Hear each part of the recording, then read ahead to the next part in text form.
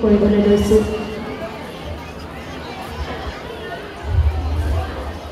পৃথিৱীয়ে জানে মই ৰাজকন্যা ৰাজৰাণী গৌৰৱিনী কৃষ্ণাৰ যজ্ঞ খেলি। কোনেও নাজানে হাই মই নাৰী অভাগিনী, মই অতি সাধাৰণ নিয়তিৰ প্ৰিয়ন সমাজৰ নিয়মক ৰাখি।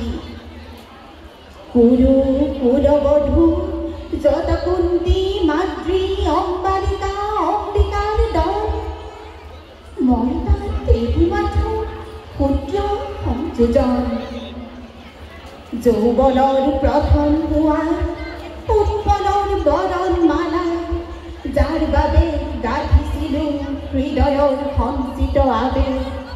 স্বামী গৃহ প্ৰৱেশৰ পৰম ক্ষণত সেই প্ৰিয় ফাল্গুনীৰ ভীৰুতাক নিবতা দেখি ঘৃণা আৰু বিস্ময়ত আবেগ বিহ্বলা নৱবধূ থৰে থৰে কৰিছিলো মাথো।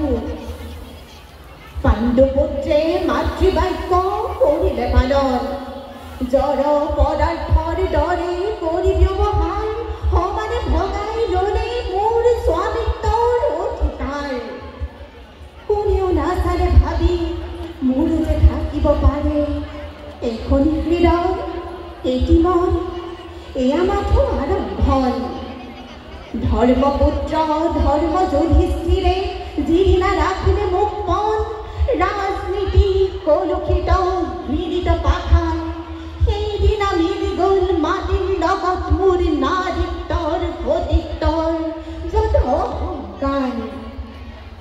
সেইদিনা ভালদৰে বুজি পালো মই দাস দাসী ধন ৰত্ন ৰাজ্য আৰু ঐশ্বৰ্যৰ দৰে মই মাথো অতিৰিক্ত এপদ সম্পদ মদমত্ত যোগ স্বামী। হাই মই যে কেৱল শৰীৰ, তথাপিতো ভাগ্যক ধিয়াই সুখে দুখে বনে ৰলে বিপদে সম্পদে সংগ দিলো সেৱা দিলো দিলো বিশ্বস্ততা। 5 পাণ্ডৱক দিলো 5টি সন্তান, সিহঁতক দেও মোৰ আৰু একো নাই। পাণ্ডৱৰ আছে অহংকাৰ জন্মৰ গৌৰৱ আছে আৰু আছে সৰ্বাংগৰ উজ্জ্বল ভূষণ মৰ্যাদাৰ। সিহঁতেতো নিবিচাৰে নাৰীৰ হৃদয়, দ্ৰৌপদী সুভদ্ৰা চিত্ৰাংগদা উলুপিৰ পেলক শৰীৰ অৰ্জুনৰ জন্ম অধিকাৰ। সেই সূৰ্যনন্দন স্বয়ম্বৰ সভাত যিদিনা সভাসদ পৰিজন সকলোৰে মিলি উপহাস কৰিছিলো নিসম্পদ পুত্ৰ বুলি, প্ৰত্যাখ্যান কৰিছিলো অকপট হৃদয়ৰ প্ৰেমৰ অঞ্জলি। সেইদিনা হ'ল মোৰ বিচাৰ